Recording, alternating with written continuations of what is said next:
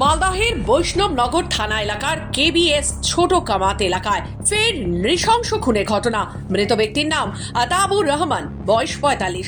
অভিযোগ, গতকাল গভীর রাতে বাড়ির ভেতরে ঢুকে দরজার বাইরে থেকে বন্ধ করে ভোজালি দিয়ে কুপিয়ে খুন করা হয় আতাবুরকে।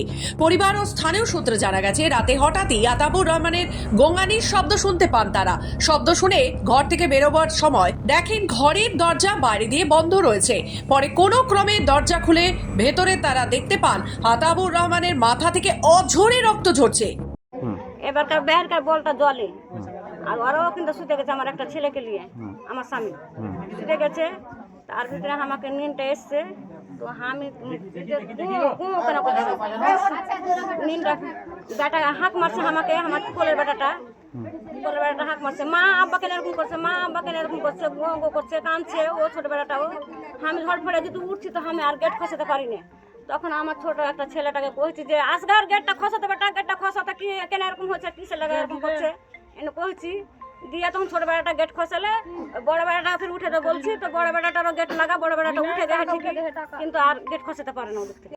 বলছে আমরা রাত্রে 2টোর সময় খবর পেলাম আমার ভাইয়ের জামাই, আমার বড়দার জামাই ঘরে ঢুকে পূর্ব পরিকল্পিতভাবে কেউ না তারা ঢুকে রাত্রে খুন করে।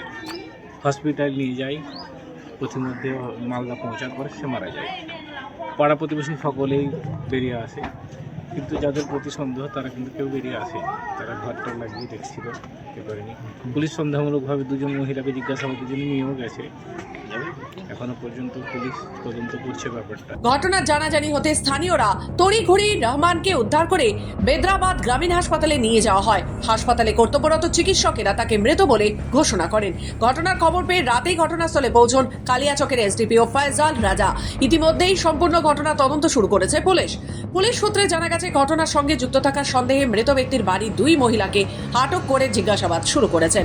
তবে কি কারণে খুন, কে বা কারাই ঘটনার সাথে জড়িত তা এখনো স্পষ্ট নয়। সম্পূর্ণ বিষয়টি খতিয়ে দেখছে পুলিশ। এই ঘটনায় এলাকায় ব্যাপক চাঞ্চল্যের পরিবেশ তৈরি হয়েছে। তদন্তের স্বার্থে সব দিকে খতিয়ে দেখছে বৈষ্ণবনগর থানার পুলিশ। মালদা থেকে নিজস্ব প্রতিনিধি রিপোর্ট, খবর বাংলা।